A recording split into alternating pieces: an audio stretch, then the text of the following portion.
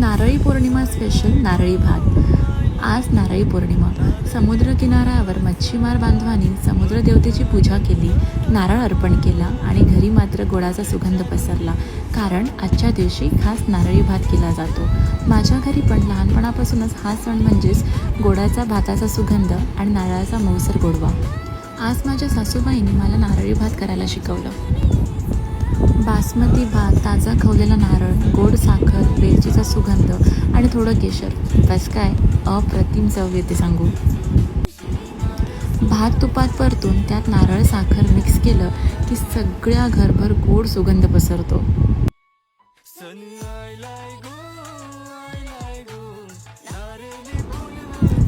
हा घ्या आमचा नारळी भात तयार। तुम्ही पण नक्की करून पहा आणि सांगा तुमच्या घरी नारळी पौर्णिमेला अजून काय काय बनतं।